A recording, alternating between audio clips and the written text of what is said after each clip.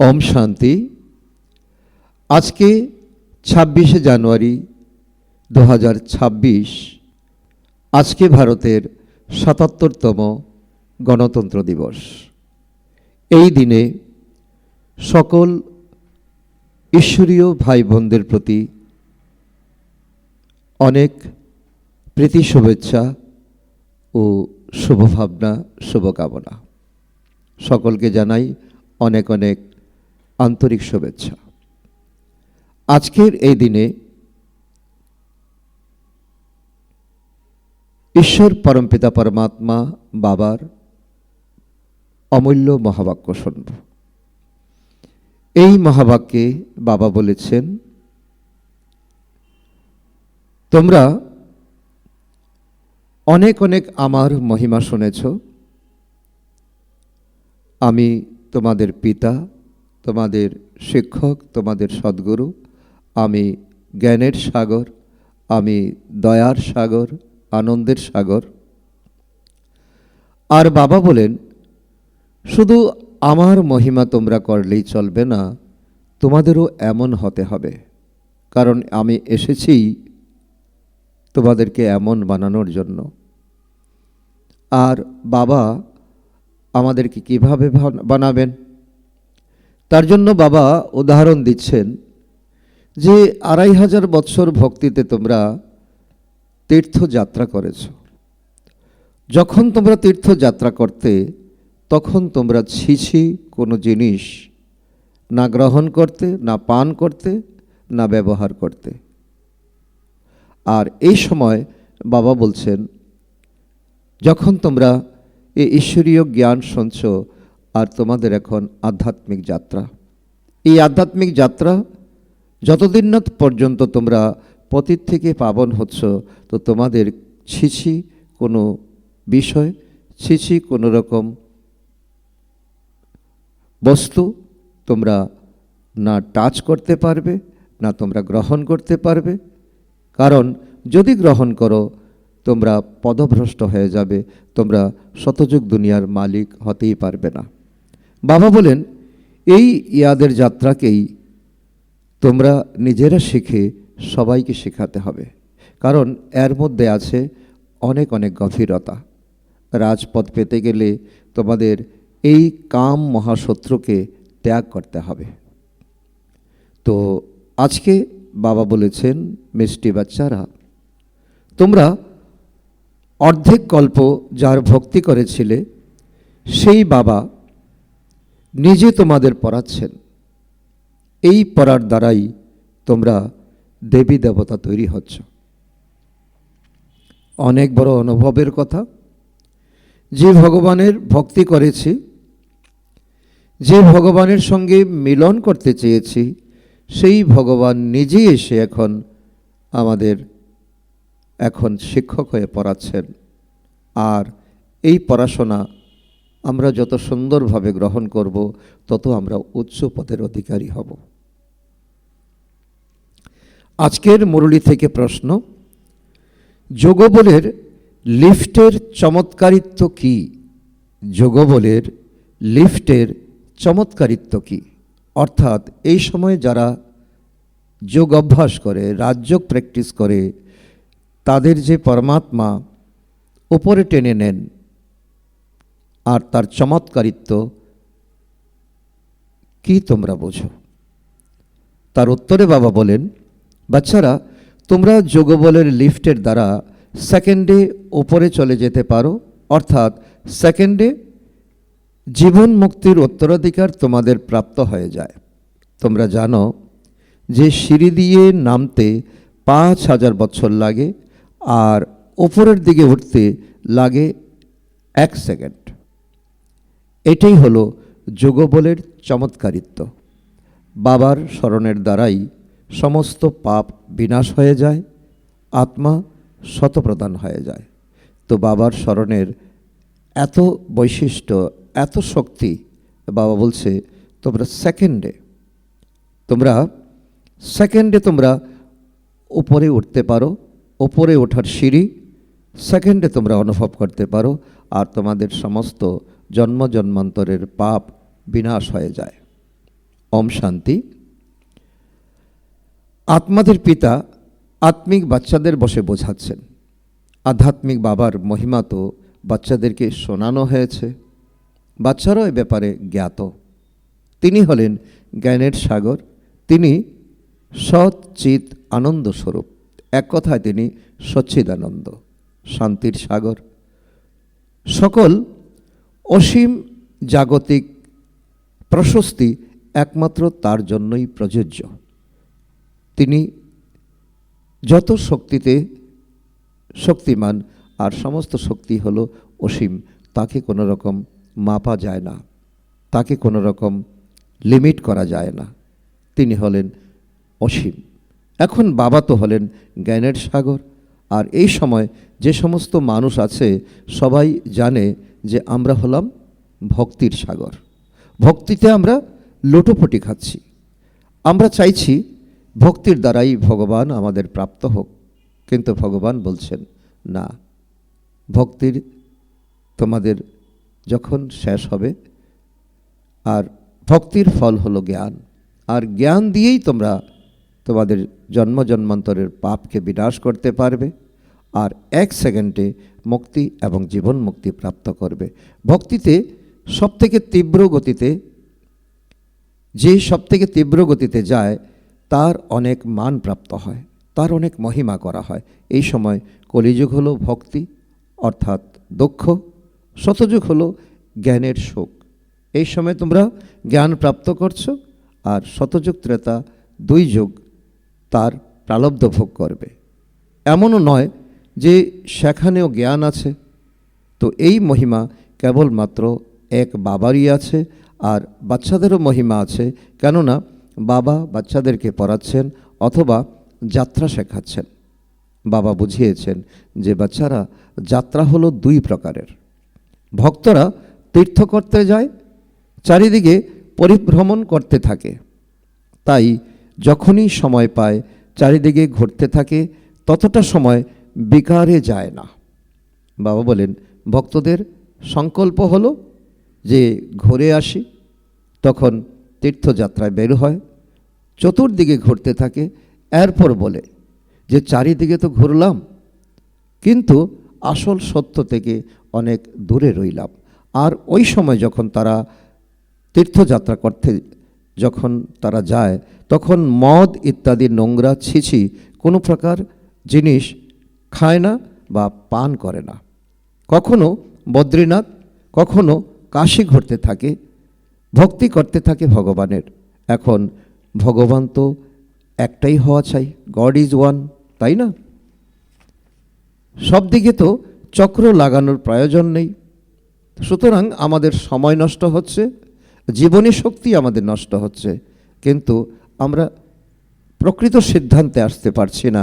তো ভগবানকে কী করলে পাবো, কোথায় গেলে পাবো, আর খুঁজেই নাই, আমরা জানিই না, কেউ আমাদেরকে বলেই নি। শিব বাবার তীর্থেও ঘুরতে থাকে। সবথেকে বড় বেনারস তীর্থ গাওয়া হয়ে থাকে, যাকে শিবের পুরীও বলা হয়।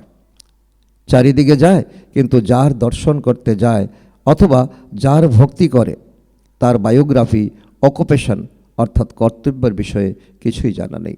শিব বাবা বদ্রীনাথ বদ্রীনাথ বলতে থাকে, কাশী বিশ্বনাথ বলতে থাকে, কিন্তু বিশ্বনাথ কে? এই বিশ্বের নাথ, তিনি কে? ওনার কর্তব্য কি? কিছুই আমরা জানি না। এই জন্য একে বলা হয় অন্ধশ্রদ্ধা। কারোর পূজা করা, মাথা ঠোকা আর তার জীবন কাহিনীকে না জানা, তো সেটাকে বলা যায় ব্লাইন্ড ফেথ, অন্ধশ্রদ্ধা। নিজেদের ঘরেও সেসব পালন করতে থাকে, বাইরেও ঘুরতে থাকে, নিজেদের ঘরেও মূর্তি স্থাপনা করে, দেবী দেবতাদের কতই না করতে থাকে, কতই না পূজা করতে থাকে। মাটির বা পাথর দিয়ে তো দেবী দেবতা বানিয়ে অনেক সাজাতে থাকে, তাদেরকে অনেক ভোগ লাগায়। মনে করো লক্ষ্মীর চিত্র বানিয়েছে, তাকে জিজ্ঞাসা করো ওনার বায়োগ্রাফি বলো, তো বলবে শতযুগের মহারানী ছিলেন। তিনি আবার ত্রেতাতে সীতারানী ছিলেন। তো এছাড়া ওনারা কত সময় রাজ্য করেছিলেন, লক্ষ্মীনারায়ণের রাজ্য কবে থেকে কতদিন পর্যন্ত চলেছে, এসব কেউই জানে না, ডিউরেশন জানে না। মানুষ ভক্তি মার্গে তীর্থযাত্রায় যায়, এসব হলো ভগবানের সাথে মিলনের উপায়। শাস্ত্র পড়া এটাও হলো এক ধরনের উপায় ভগবানের সাথে মিলনের। কিন্তু ভগবান কোথায় আছেন? তখন তারা বলবে তিনি তো সর্বব্যাপী। আর ভগবান বলছেন তোমরা গান কীর্তন করে, তীর্থযাত্রা করে, জপ তপ যজ্ঞ করে আমাকে কখনো পাবে না। আর ভক্তরা যখন ভগবানকে পায়নি তখন বলে দিয়েছে ভগবান সর্বব্যাপী। এখন তোমরা জানো যে এই পড়াশোনার দ্বারাই আমরা দেবী দেবতা তৈরি হচ্ছি। বাবা নিজে এসে পড়াচ্ছেন, যার সাথে মিলন করার জন্য অর্ধেক কল্প ভক্তিমার্গে চলে এসেছি। আর সকলে চলে এসে তারা বলে বাবা পবিত্র বানাও আর নিজের পরিচয় দাও যে তুমি কে। বাবা বুঝিয়েছেন তোমরা হলে আত্মা, বিন্দুস্বরূপ। আত্মারই এই শরীর প্রাপ্ত হয়, এই জন্য এখানে কর্ম করতে থাকে। আর কর্মই হলো সবচেয়ে বড় ধর্ম। দেবতাদের জন্য বলা যায় ওনারা শতযুগে রাজত্ব করে গেছেন। খ্রিশ্চানরাও তো মনে করে যে গডফাদার প্যারাডাইস স্থাপন করেছিলেন, আমরা সেই সময় ছিলাম না। তারা স্বীকার করেছে ভারতে স্বর্গ উদ্যান ছিল, মহিষ ছিল, স্বর্গ ছিল, বৈকুণ্ঠ ছিল। তাদের বুদ্ধি তবু একটু ভালো। ভারতবাসী শতপ্রধানও হয় তো আবার তমপ্রধান হয়ে যায়। তারা খ্রিশ্চানরা এতটা শোক দেখে না, তো দুঃখ এতটা দেখে না।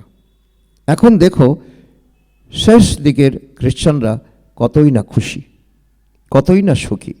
প্রথমে তো তারা গরিব ছিল, টাকা পয়সা তো পরিশ্রমের দ্বারা উপার্জন করা যায়, তাই না? প্রথমে ক্রাইস্ট আসে, তারপর তার ধর্ম স্থাপন হয়, বৃদ্ধি হতে থাকে। 1 থেকে 2, 2 থেকে 4, এইভাবে বৃদ্ধি হতেই থাকে। এখন দেখো খ্রিস্টানদের বৃক্ষ কত বড় হয়ে গেছে। এর মূল ভিত্তি হলো দেবী দেবতা বংশ। সেটাও আবার এখন এই সময় স্থাপন হচ্ছে। প্রথমে একজন ব্রহ্মা, তারপর ব্রাহ্মণদের দত্তক নেওয়া সন্তান বৃদ্ধি পেতে থাকে। বাবা পড়াচ্ছেন তো অনেক অনেক ব্রাহ্মণ হয়ে যায়। প্রথমে তো এই একজনই ছিলেন, তাই না? একের থেকে কত বৃদ্ধি হয়েছে, কত হওয়ার আছে। তো যতজন সূর্যবংশী, চন্দ্রবংশী দেবতারা ছিলেন ততজনই তৈরি হবেন। আর বাবা তার সংখ্যা বলে দিয়েছেন, শতযুগে হবে 9 লাখ আত্মা, আর ত্রেতা যুগের শেষে হবে 33 কোটি আত্মা। প্রথমে হলো এক বাবা, আর তার আত্মা তো আছেই। আর এই সময় বাবা বলছেন এই পরিসংখ্যান, এই সময় এসে তোমরা ব্রাহ্মণ হবে, পড়াশোনা করবে, ভগবানের থেকে শক্তি নেবে আর রাবণকে বিদায় দেবে।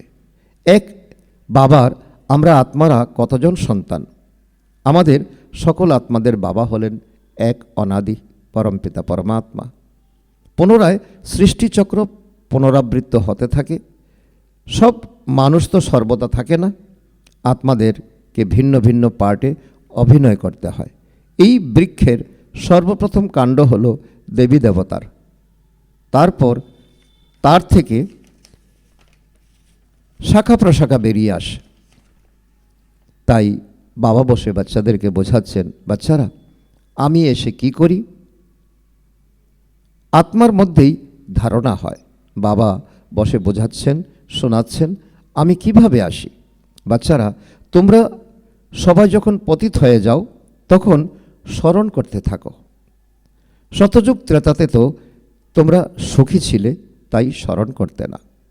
দ্রাপরের পর যখন দুঃখ অতিরিক্ত পরিমাণে আসে তখন আমাকে আহ্বান করেছিলে এইভাবে, হে পরমপিতা পরমাত্মা বাবা।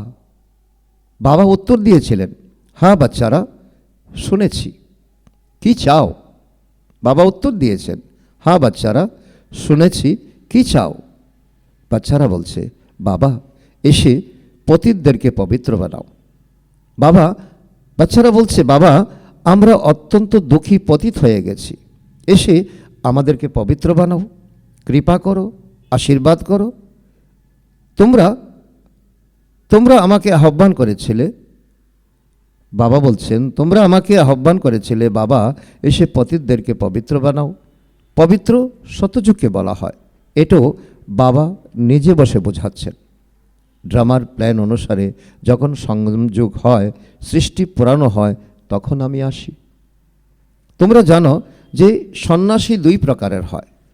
তারা হলো হঠযোগী, তাদেরকে রাজযোগী বলা যায় না। তাদের হলো লৌকিকের সন্ন্যাস, অর্থাৎ ঘর বাড়ি ছেড়ে জঙ্গলে চলে যাবে।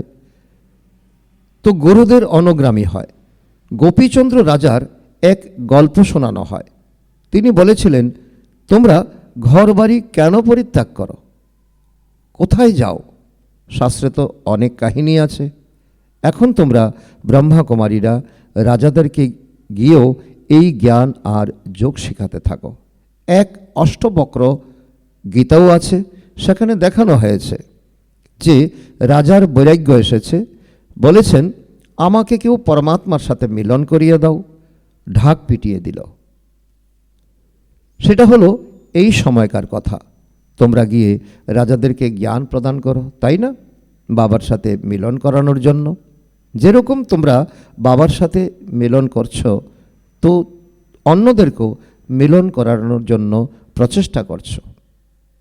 তোমরা প্রদর্শনী বোঝাচ্ছ, ভাষণ করছো, বিভিন্ন প্রোগ্রাম করছো।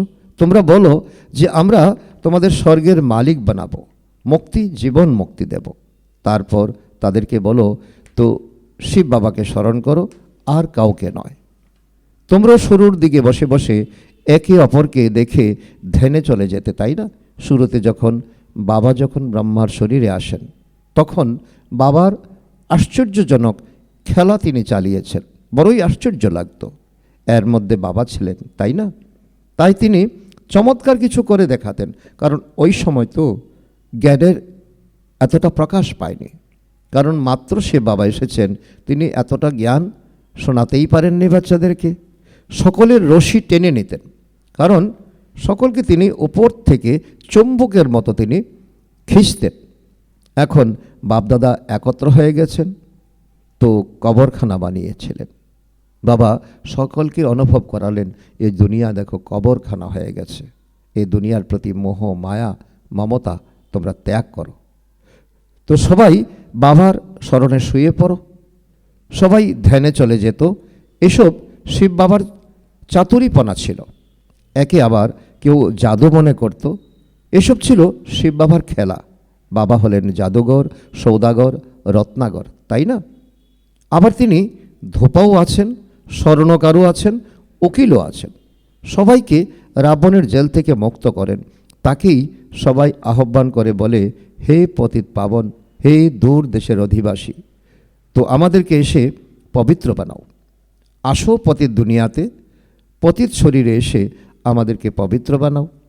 এখন তোমরা তারও অর্থ বুঝে গেছ। বাবা এসে বলেন যে বাচ্চারা, তোমরা রাবণের দেশে আমাকে আহ্বান করেছ। এখন তো হলো রাবণের দুনিয়া।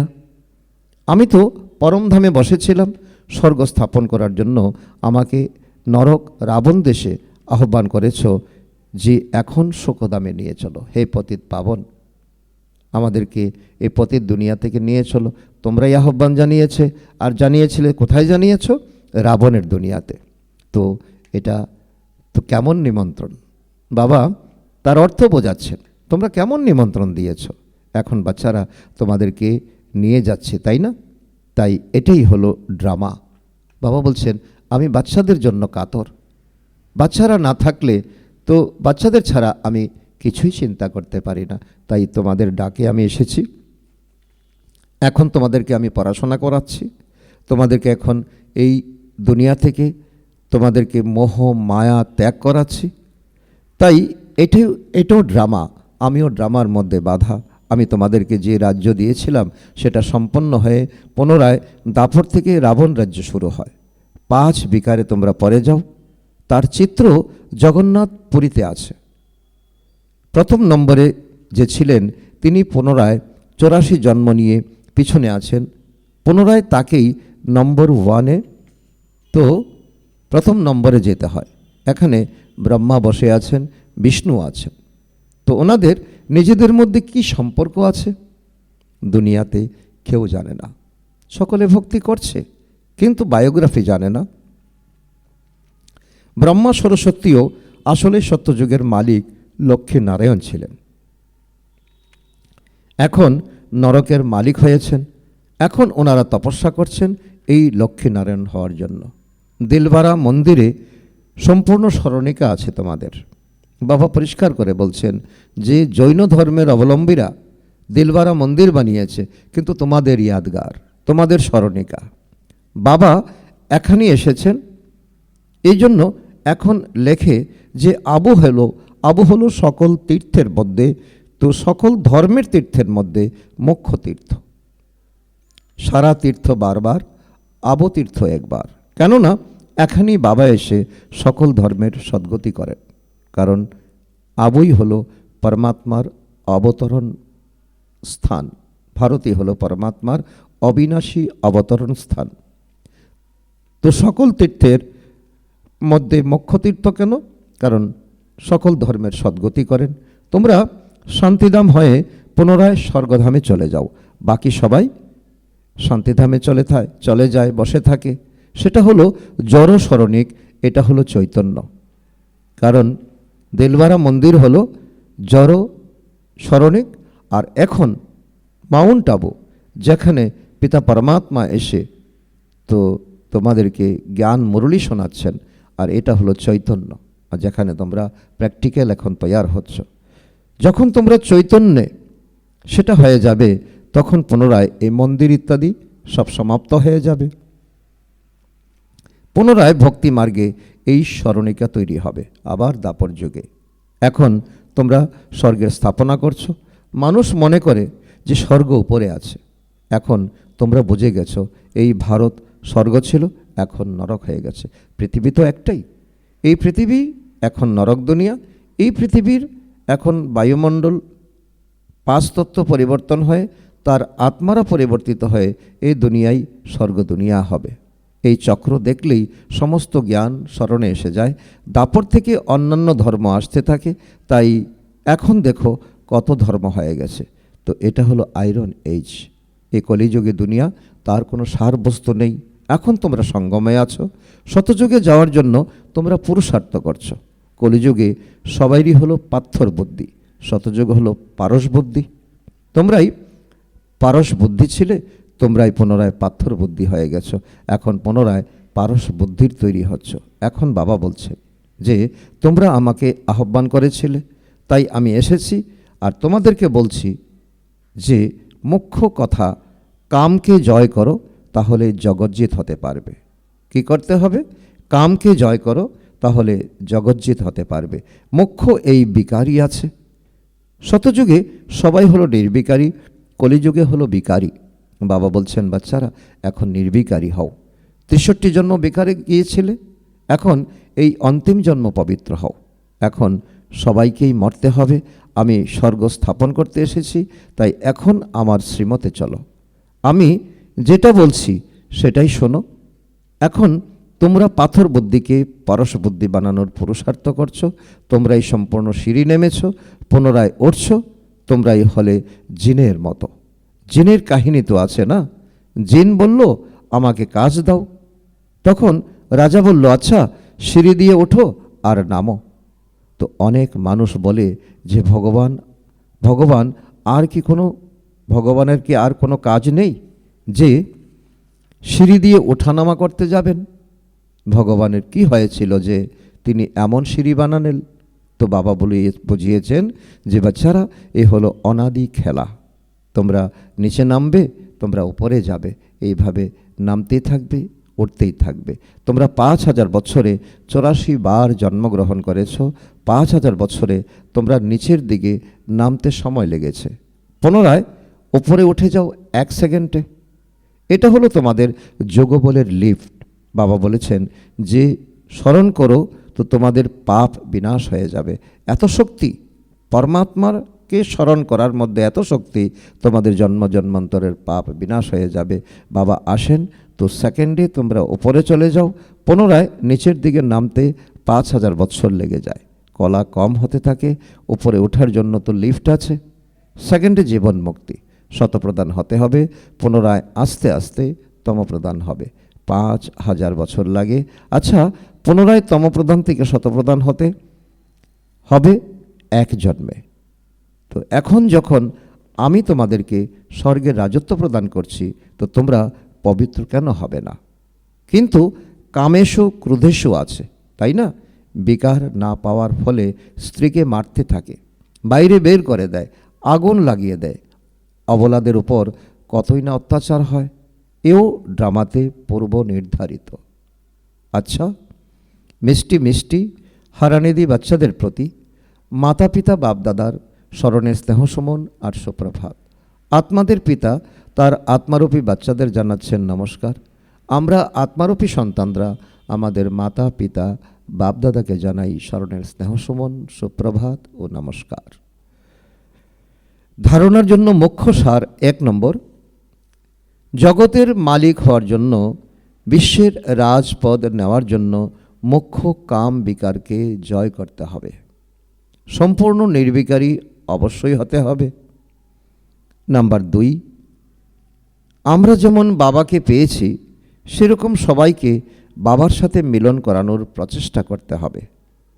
বাবার সত্য পরিচয় দিতে হবে, সত্যিকারের তীর্থযাত্রা শেখাতে হবে। আজকের মুরলী থেকে বাপদাদার বাচ্চাদের প্রতি বরদান, দুঃখের দুনিয়া সামনে থাকা সত্ত্বেও নিশ্চিন্তপুরের অর্থাৎ বেগমপুরের বাদশাহীর অনুভবকারী অষ্টশক্তি স্বরূপ ভব। দুঃখের দুনিয়া সামনে থাকা সত্ত্বেও নিশ্চিন্তপুরের অর্থাৎ বেগমপুরের বাদশাহীর অনুভবকারী অষ্টশক্তি স্বরূপ ভব। এখনই তোমাদের কাছে গম অর্থাৎ দুঃখ আর বেগম অর্থাৎ সুখের নলেজ আছে। দুঃখের দুনিয়া সামনে থাকা সত্ত্বেও সদা নিশ্চিন্তপুরের বাদশাহীর অনুভব করা, এটাই হলো অষ্টশক্তি স্বরূপ কর্ম ইন্দ্রিয় জিত বাচ্চার লক্ষণ।